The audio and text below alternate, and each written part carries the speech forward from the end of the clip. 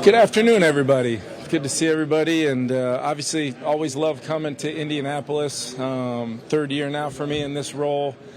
Feeling very excited, refreshed to attack this 2024 season the right way, and it's going to be an exciting time as we kind of begin the initial stage. This is always a great time to start the evaluation process in person on the draft picks and the guys that are not only here in Indianapolis, but the guys that don't get invited. We get out to their pro days, and just the authentic nature of combine season and the draft season is always a real positive, in addition to free agency and the idea of being able to enhance your team and really build something, both with short-term and long-term mindsets that allow you to build the best possible team for not only the here and now, but hopefully well into the future. So excited about what we have going on. All three coordinators coming back, which is really, really a big deal for me. Just feeling really strong about Brian Flores, Matt Daniels, and Wes Phillips in those roles supporting me. And then ultimately, as we shape this 2024 roster, alongside Kwesi and Rob and being in a role supporting them in any way that I can. Excited about what's out there, excited about adding guys to our team that love football, they're tough, smart, accountable, talented, in addition to the guys that we hope to bring back and solidify our roster with. Were you surprised to see your fellow member of the 2008 draft class in New England, Gerard Mayo, get the head coaching job? No, I wasn't. And in fact, I don't know.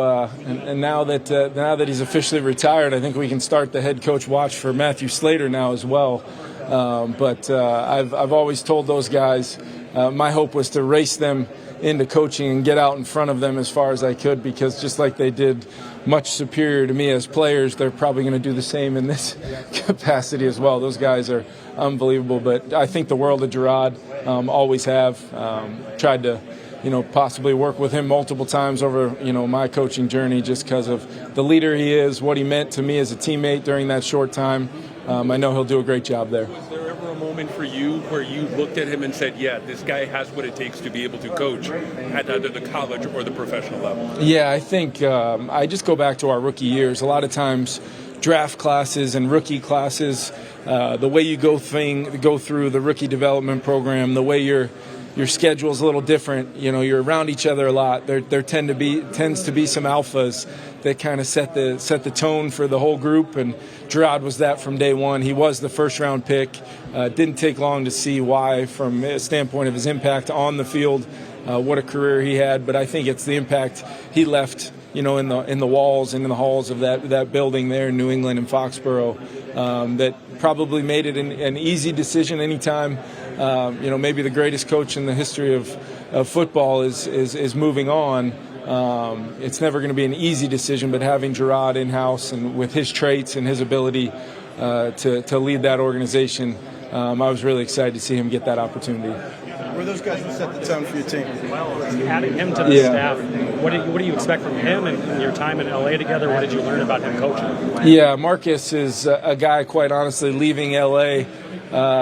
He was, you interviewed for jobs, and you go in there and talk about your list of coaches that you'd potentially like to have. And, Marcus was somebody that I was always so excited to talk about, not only from my time with him as a teammate, but then getting to be around him for that year. We won the Super Bowl in L.A., being around Coach Henderson, who I think is phenomenal. He's been around some great coaches throughout his journey, and then getting to do it, on his own and running his own room now for a couple years. Was really excited to get a chance to talk to Marcus, and couldn't be more thrilled with that hire for our team and for Coach Flo and our defense. How has your relationship with Kirk Cousins grown over the last few seasons? Yeah, I think it's unique just because we go back so much further than that, having coached him in 2017, and just that initial foundation of building the relationship, not only with Kirk, but, Julie, his wife, and we love his family. My family and his family are close. So then we come here 2 years ago, and Kirk was a huge reason why I thought so highly, amongst a lot of things, about the Minnesota Vikings opportunity. Because of my belief in him, we've won a lot of games over these 2 years with Kirk as our quarterback, and I thought he was playing as well as anybody in the National Football League when he got hurt after beating the Packers at Lambeau. last year. Coming off a Monday night win over the team that represented the NFC in the Super Bowl, and to have that happen was, it was a big deal for me personally, and much beyond just my role of coaching the team. But it's been awesome to see him through his rehab and where he's at now, really get right back up on his feet and attack this thing. But my feelings on Kirk Cousins, they really have not wavered in 2 years, and if anything, they're stronger now, having gone through a lot of adversity together. But we've had a lot of success as well. Does that relationship with Kirk make the free agency decision harder or complicated? I think the thing about free agency itself is this is not Kirk's first time in free agency. Kirk Cousins knows how I feel about him. I've held no secrets there. He knows how the Minnesota Vikings feel about him. I believe Kirk wants to be a Viking, and we're going to work to try to make that the outcome. I think anytime you go into situations like this, it is a negotiation. You're trying to come to an agreement that really works for both sides as we kind of not only build our football team for 2024, but we're trying to do some things to help us sustain for the future as well. And I feel like Kirk is smart and intelligent as he is. My communication is always strong with him, weekly dialogue, and I feel like we're heading towards a good place with Kirk. But like we've seen, free agency and the uncertainties from this time of year, you've got to be ready. You got to be ready in a leadership role to have contingency plans and adjust on the fly. But starting point, based upon a couple of the questions here on Kirk Cousins, is my feelings on him are pretty well known, and I know Kirk knows that. When you put up that rehab video, have you been in contact with him about his rehab, and what have you thought of the video? Yeah, I was, I've been in contact with him pretty much weekly since the offseason really began. He's doing some of his rehab with our folks in-house. He's also doing some rehab away from our facility as well. I know every check-in that I get, both either from the medical side or from Kirk himself, is always pretty shocking as far as how far along he is already. I know he, works extensively daily on, all the different aspects. I don't want to go into and expose myself from a medical standpoint of my understanding of what he's already accomplished or what is out in front of him. But I was not surprised to see that video based upon my dialogue with him and where I see him going here in the near-term future as far as the next phases of getting him back to 100%. That list of coaches that you have in your mind of maybe someday you might like to hire, how do you go about keeping that updated and kind of knowing where the young, hungry, smart, innovative minds are across the league and college and high school, especially the sort of non-traditional paths? Yeah, I think it's something you always have to be updating, and a lot of time we have a saying in coaching, your tape is your resume, so you might come across some crossover tape throughout the season and see some really cool ideas, or see a quarterback playing with great technique and fundamentals, or a D lineman with great get off, a DB on the back end showing some, beyond just the traits type of ability. Hey, that guy was coached. That guy was, he knew exactly what was coming and reacted and made a play. And you just take notes of that. And then this week and some of the different events throughout the NFL calendar, you get a chance to build relationships with people. I always tell people this. That's one of the real positives of being a guy that bounced around as a player. I feel like a lot of relationships were formed throughout those years. And then my early part of coaching, just getting to be around some great football minds and keeping up with those relationships and always trying to pour into those things, because you never know when you're going to have the opportunity to maybe hire somebody or vice versa in the future. So I think it's one of the things that makes our profession really cool. And it's not just the NFL level. I'm glad you said that. At the high school, the college level, our game is constantly evolving and changing in different ways. And I think the more that we can be aware of that and also use that to our advantage when we're forming some of these relationships as we try to get better each and every offseason. Is there anyone on your staff who you hired based off seeing something on tape and figuring out who taught him how to do that or who came up with that idea? I think there's one person in particular that's been well documented. He happens to be our defensive coordinator. My relationship was formed with him as a rookie player in New England. He was not exactly calling plays at that point. He was not directly coaching me, but formed a relationship, and a few struggles later trying to move the football against his defenses, and that's really all you need to know about wanting to engage in a process to maybe bring him to Minnesota. And I can tell you, a year later, really, really happy that we've got Brian Flores in Minnesota.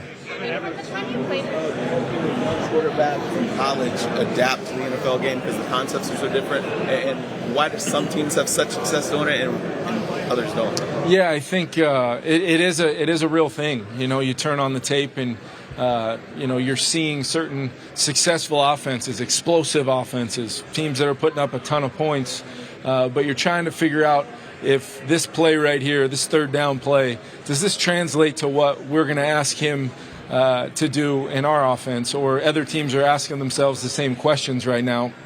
And I think what you try to do is find the traits first and then go back and apply those traits to them doing certain things that maybe they don't even know they're doing at the time. Maybe you ask it about here in Indianapolis. Maybe it's throughout the rest of this process, but you're just trying to piece together the best possible profile you can on the player, and you're doing that for their benefit. So when you do bring them into your building, you know exactly how they learn. You know exactly the best way to teach them your offense, to give them reps, walk-through reps, time on task. So by the time it becomes competitive for them, every day is a growth moment. Every day is a growth moment, positive. There's negatives. There's days where you can choose to attack the quarterback position a certain kind of way, and we're trying to find guys that like to do that, to really be, and not only in our quarterback room, but our entire organization. It's about guys that love football. It's are they tough? Are they smart? Are they accountable? And does the game make sense to them that we can then apply our teaching and what we want to do to build an offense around that player each and every day that we get them?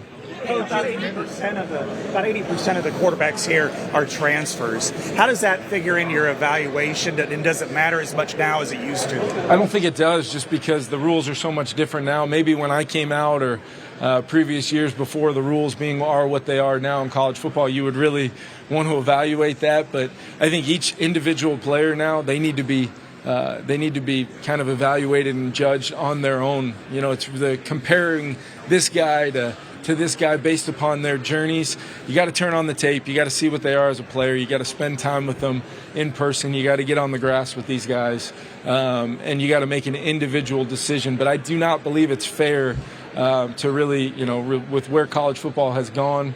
I don't believe it's fair to really apply the why behind guys do certain things. We'll obviously investigate it, maybe ask the questions that may lead to some follow-up information we need to get, but I don't think it's very relevant at this point, no. Coach, how's your running back room heading into next year? Feels like last year Madison, first year taking over for Dalvin as the lead.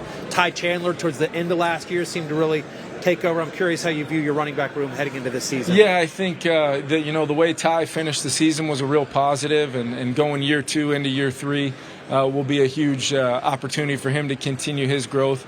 Thought Alex did some good things in our system and ran hard, ran physical. As you go through the cut-up evaluation process after the season, you can really kind of gauge, things that worked well, things that didn't, things you need to improve on, things that I can do better as a coach. But then you see some of the individual performances that maybe don't always jump out on the stat sheet, but it was a critical play here and there. And then we've got some young players in the room as well. So it's always a position that I think, whether free agency or the draft, you're looking to continue to infuse talent and different skill sets into that room.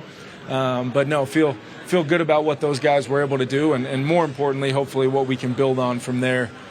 Specifically with Ty towards the end of the season, I thought seeing him really come on there and kind of really start to assert himself was a real positive for our team. The concepts are so different from college to the pro. Do the college programs almost do them a disservice because they're not running better preparing them for the league? No, I don't think you can look at it like that. I just think, all of us, our jobs as coaches are to do the things schematically that we think give our teams the best chance to win.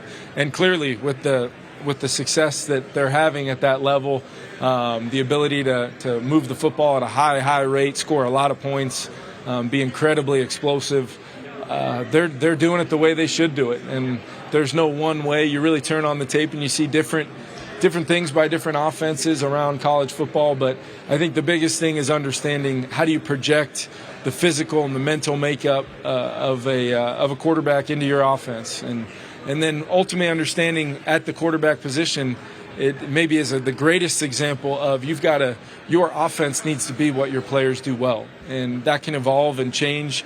Player development, growth, all those things lead you to a place as a coach where you better be able to adapt, you better be able to grow and really not be stuck in your ways in any particular form or fashion, but always applying the principles that you believe in for core offensive football. And I think that's what's important. That helps you coach it, teach it, give these guys the why. And if they've got the right makeup and the right kind of player that you're looking to add into your building, they'll take it and run with it from there. Last 2 questions. Kevin, on that note, how's your perspective of quarterback changed from when you played till now? And are there traits or experiences that you value differently now than then?